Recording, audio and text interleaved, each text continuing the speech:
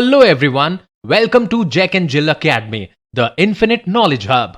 Please watch the video till the end. Also like and share it if you find it useful. Kindly subscribe to our YouTube channel and press the bell icon for latest updates. नमस्कार, मैं सोनिका शर्मा। आज की हमारी हिंदी व्याकरण की कक्षा में प्यारे बच्चों आप सभी का बहुत बहुत स्वागत करती हूँ। आज की हमारी हिंदी व्याकरण का जो विषय है उसके बारे में मैं आपको बताना चाहूँगी कि भाषा की पकड़ जो है वो मजबूत बनाने के लिए हमें नए नए शब्दों का प्रयोग करना अति आवश्यक होता है। तो शब्द निर्माण की प्रक्रिया में जो एक महत्वपूर्ण स्थान रखता है वही आज की कक्षा का हमारा विषय है और इसका नाम है संधि। प्यारे बच्चों, संधि जो है वह दो शब्दों के मेल से बना है। सम धन दी, यानी संधि शब्द जो है वह दो शब्दों के मेल से बना है, सम धन दी, और इसका अर्थ होता है जोड़, योग और मेल। यानी संधि जो है वो जोड़ करता है, योग करता है, मेल करता है। परिभाषा हम जान लेते हैं कि दो वर्णों के मेल से उत्पन्न विकार अथवा परिवर्तन।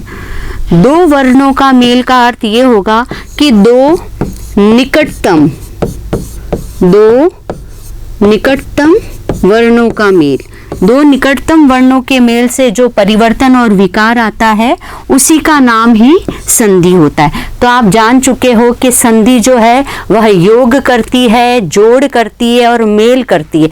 जब दो निकटतम वर्ण मिलते हैं तो उनमें एक विकार उत्पन्न होता है और विकार को ही हम संधि कहते हैं। आइए कुछ उदाहरण से इसको जानने का प्रयास करते हैं कि संधि किस प्रकार से परिवर्तन करती है। पहला उदाहरण है विद्या धन आलय। हमने परिभाषा में ये जाना कि दो वर्णों का मेल जब होता है, यानी निकटतम वर्ण धन से पहले और धन के बाद, यानी ये दोनों निकटतम वर्ण जब आपस में मिलते हैं तो एक बदलाव इनमें आता है और उसी बदलाव को ही संधि कहा जाता है। विद्या धन आलय, विद्यालय। दूसरा है वेद प्लस अंत, तो बना वेदांत। तीसरा है रवि प्लस इंद्र, रवि प्लस इंद्र से बना रविंद्र। उत प्लस चारण से बना उच्चारण। सम प्लस मान से बना सम्मान। और निह प्लस चल निश्चल। मनः प्लस कामना बना मनोकामना।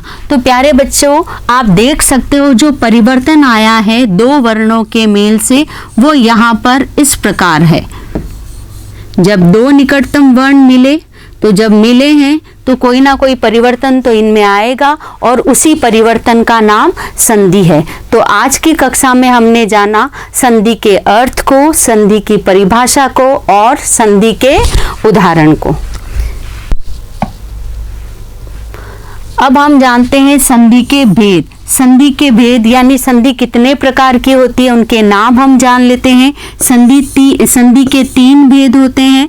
पहला है स्वर संधि, दूसरा है व्यंजन संधि, तीसरा है विसर्ग संधि। यानी संधि तीन प्रकार की हुई, स्वर, व्यंजन और विसर्ग। इस प्रकार हमने आज की कक्षा में संधि के अर्थ, संधि की परिभाषा, उसके कुछ उदाहरण और उनके भेदों के नामों को जाना है। धन्यवाद। Thank you for watching the video. Follow us on Facebook, Instagram, Twitter and LinkedIn as Jack and Jill Academy for more information. You can also download Jack and Jill Academy's app from Play Store for online courses related to school education from pre-primary to senior secondary level. Competitive exams like NTSC, NDA, CLAT, JEE, NEET and multi-activities like yoga, art and craft, dance, music, self-defense and many more.